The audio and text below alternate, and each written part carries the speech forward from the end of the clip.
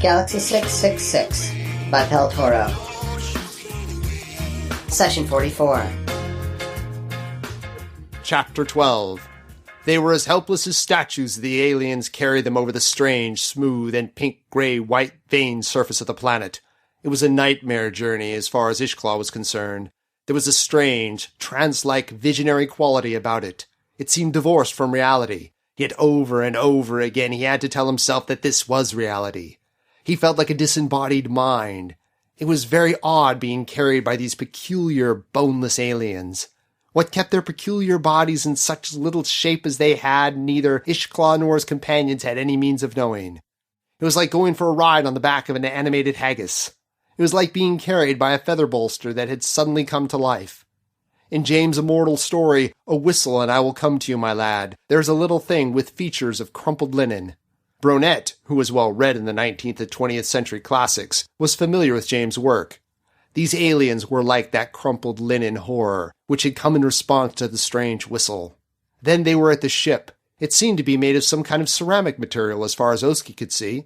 He was not in a particularly good position for observation. His feet were a little higher than his head, and had he not been entirely devoid of sensation, he would have been distinctly uncomfortable.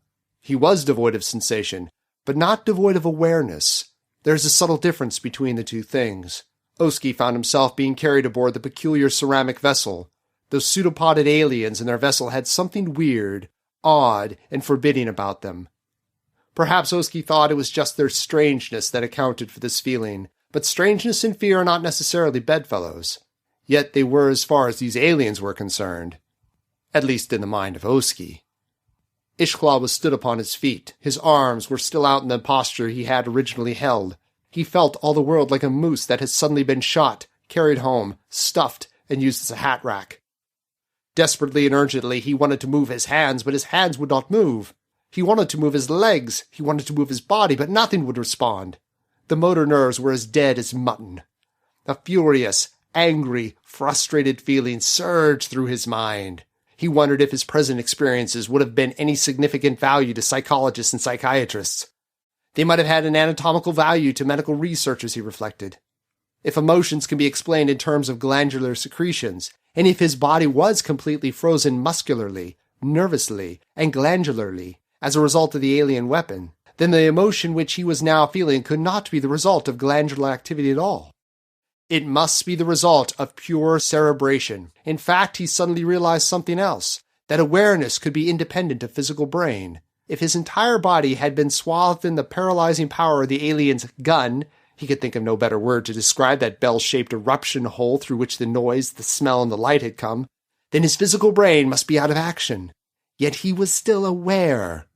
If his physical brain was out of action, and yet he was still aware, he must be the possessor of some kind of non-physical sense organ, what the ancients would have called a soul. That was a very wonderful thought. A soul. He repeated the word in his mind. So there was something non-physical about man, if he, as a prototype, as a representative, as an archetype, was able to think while his body was completely and utterly paralyzed by this alien power. Consciousness had something non-physical in its makeup. The thought was very comforting indeed. He was aware that his companions were being stood up all around him. One by one they were being deposited by the leathery pseudopoded aliens.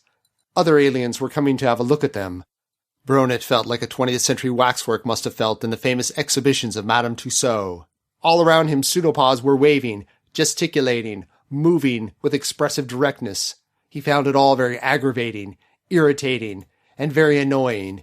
He began to feel antipathetic toward the aliens. Hostile thoughts raced through his mind. Blast the aliens! As if Galaxy 666 wasn't enough. As if the apocryphal planet wasn't enough. They had to have aliens as well? They seemed to be laughing at him. Maybe they were, maybe they weren't. With creatures as strange, as foreign, as enigmatical as these, it was almost impossible to tell what emotion they were expressing. If laughter is an emotion, Ishklaw was convinced that the things were finding out some sort of amusement in the humanoids that they were examining. Ishklaw went over the whole crazy business in his mind.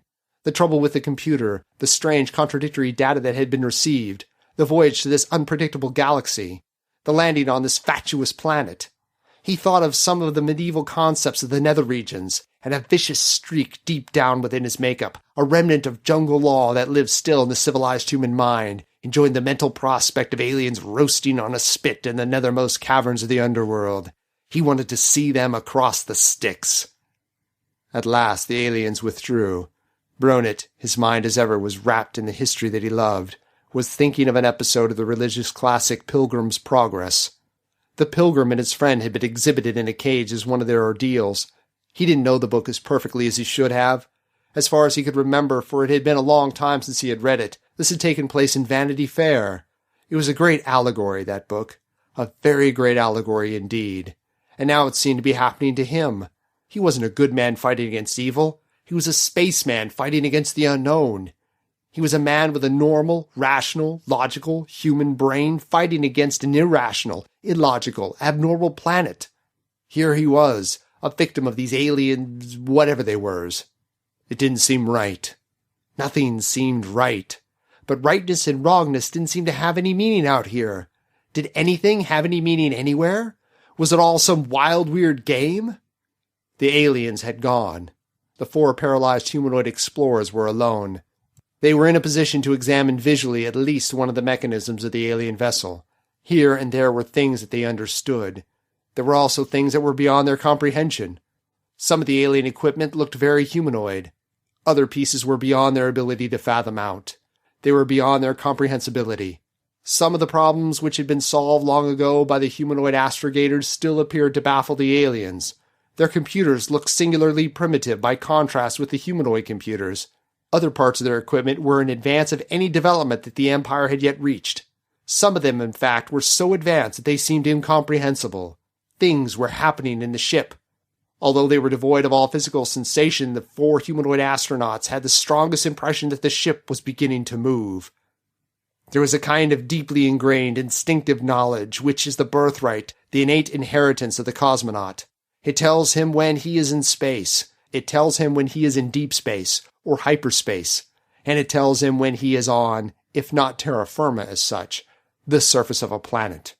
This instinctive, intuitive, innate knowledge welled up into the minds of Ishklaw, Korzak, Bronet, and Oski. They knew that they were leaving the surface of the apocryphal planet. Still, there was no sign of the weird, boneless aliens who had captured them. It was Ishklaw who felt the strange, tingling sensation first. His mind vibrated with the excitement of the thought that went through it at that moment. "It's wearing off! It's wearing off! It's wearing off!" Here ends Session 44.